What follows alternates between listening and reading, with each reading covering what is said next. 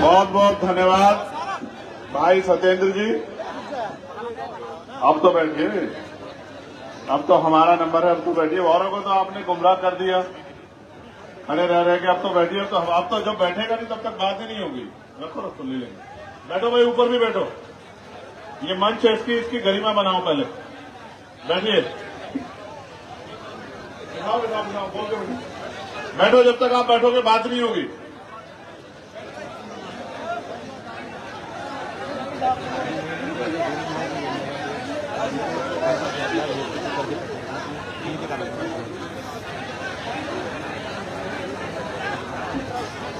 आप पे अलग इनविटेशन भिजवाएं। बैठो बैठो, ये बैठ जाओ। बैठो। आप ही की तो गलती है कि आप पहले कुर्सी पर नहीं बैठे, तभी तो यहाँ खड़े होना पड़ रहा है। बैठो। मीडिया को छोड़ के कोई नहीं खड़ा होना चाहिए। आप भी ऐसा, ये देखो माए बहने बैठे, इनसे सीखो। कब से बैठे, हिल थोड़े रही है अपनी जगह। देखो तुम में इनमें कितना फर्क है। बैठो, तभी बात होगी। हम इसलिए नहीं बिठा रहे हैं तुम्हें कि कोई गोली चला देगा तुम्हारे बीच से, डर से नहीं बिठा रहे हैं। इसलिए बिठा रहे हैं कि जब तुम बात सुनोगे तुम्हारा ध्यान हमारी तरफ होना चाहिए। अगर आप बैठोगे नहीं तो बात ही नहीं बनेगी। फिर लोग ये कहेंगे, मीडिया के लोग लिख देंगे, वैसे भी मीडिया हमारा है नहीं, कि वो तो तमाशबीन लोग आए थे, तमाशा देख के चले गए। जब तक आप मेरी बात पे खड़े नहीं होंगे, लोग कैसे पता लगेगा कि तुम मेरे सिपाही हो। समझ रहे हो? जब तक सेनापति की एक आवाज पे सेना काम ना करे तब तक कैसी सेना। समझ रहे हो? इसलिए एक पत्रकार मत बनो, ये इनका काम है। तुम्हें और काम मिलना है अभी। तुम बैठो, जो टी शर्ट पहने खड़े बैठो ना। ये पत्रकार भाइयों काम मत करो ना, ये इनका काम है, इनको करने दो। जिसका काम है उसी को साझता है। बहुत बहुत धन्यवाद। क्योंकि बहुत लंबा समय हो गया, मैं ज्यादा समय नहीं लूंगा आपसे, लेकिन बहुत जरूरी बात करनी। और मेरा विश्वास है कि इस बार आप मुझे दोबारा ये कहने का मौका नहीं देंगे दोनों तरफ कि बैठ जाओ। और बहादुर साथियों से कहूंगा, तुम्हारे बीच में अगर कोई अनुशासन तोड़े तो अपने दम दिखा के खींच के बिठा देना। आता है ना बिठाना? हाँ, मैं जानता, मैं तुम्हारे बल को जानता हूं। समय समय पे भारत की धरती पे जन्मे सभी संतों, गुरुओं, महापुरुषों को नमन करता हूं। करुणा के सागर तथागत गौतम बुद्ध, संत शिरोमणि सदगुरु रविदास जी महाराज, भगवान वाल्मीकि महाराज, गुरु नानक देव, संत कबीर, सम्राट मीर भोज जी को भी नमन करता हूं।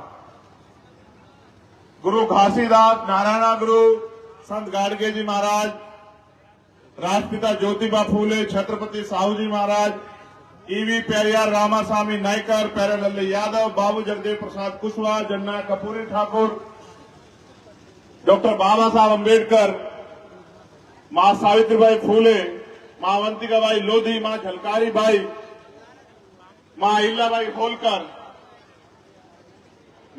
मान्यवर दीना बाना वाल्मीकि साहब और मेरे गुरु, मेरे आदर्श मान्यवर काशीराम साहब को नमन करता हूं।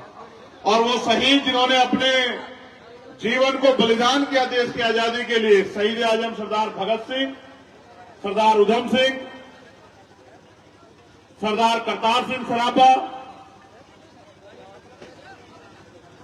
58-57 क्रांति के नायक कोतवाल धन सिंह गुर्जर, विजय सिंह पथिक जी को भी नमन करता हूं।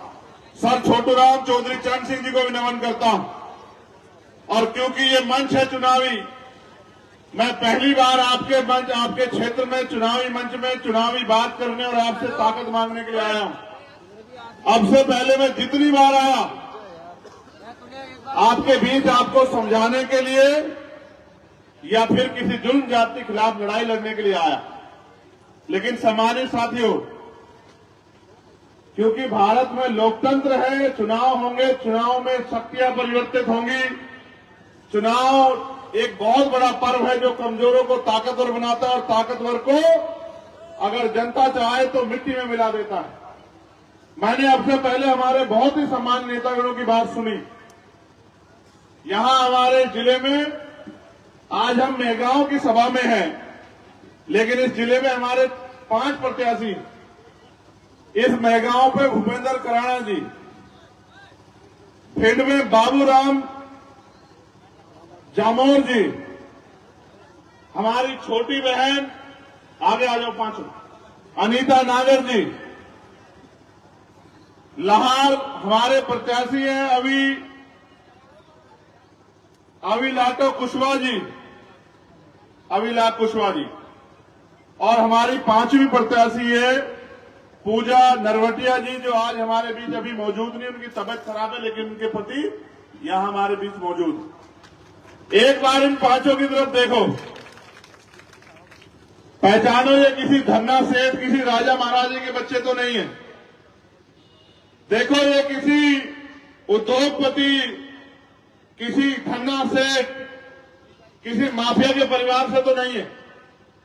और अगर देख लिया तो फिर मैं अपनी बात की शुरुआत करूंगा। देख लिया आपने इनको? चलो बैठ जाओ, बैठ जाओ। 14 अगस्त 1947 भारत अंग्रेजों के अधीन था। हमारे क्रांतिकारियों, आंदोलनकारियों के संघर्ष की बदौलत 15 अगस्त 1947 को हम लोग आजाद हुए। लेकिन ऐसी आजादी के बाद भी कई बार यहां आई, जब मैं अपनी बात रखूंगा आपको समझाऊंगा। 14 अगस्त को जिसकी जेब में जो पैसा था, जो जिसके पास जो जमीन थी, जिसके पास जो उद्योग था, जिसके पास जो शिक्षा थी, जिसके पास जो व्यवसाय था, 15 अगस्त को आजादी के बाद भी उसमें कोई बड़ा परिवर्तन नहीं। सत्ता अंग्रेजों से ट्रांसफर हो गए और यहां जो उस समय के नेता आगे बढ़ रहे थे उनके हाथ में चली आई। 16 अगस्त को, 17 अगस्त को, 18 अगस्त को, 19 अगस्त को आपकी हालात वही थी जो 14 अगस्त को थी। बस एक नाम आजादी आपके साथ जुड़ गया था कि आप अंग्रेजों से आजाद हो गए। भारत के कमजोर किसान, नौजवान, मजदूर और देश की तमाम महिलाओं को अगर भारत में वास्तविक आजादी मिली तो वो मिली 26 जनवरी 1950 को, जब डॉक्टर बाबा साहब अम्बेडकर का लिखा संविधान इस देश में लागू हुआ। और वो संविधान ये कहता है कि देश के हर एक नागरिक को बराबरी का अधिकार है, स्वाभिमान सम्मान से जीने का अधिकार है, पढ़ने का, आगे बढ़ने का और तरक्की करने का अधिकार है, और इस देश के तरक्की में सहयोग करने का अधिकार है। राजशाही में ऐसा नहीं था। जब हम लोगों के अधीन थे, जब अंग्रेजों से पहले हम मुगलों के अधीन थे, मुगलों से पहले हुन, शक, यवन और तमाम लोगों के हम लोग अधीन थे, राजशाही थी, तो राजा का जैसा आदेश आया था हम लोगों को मानना पड़ता था। राजा के दूत आके जो कह देते थे उसके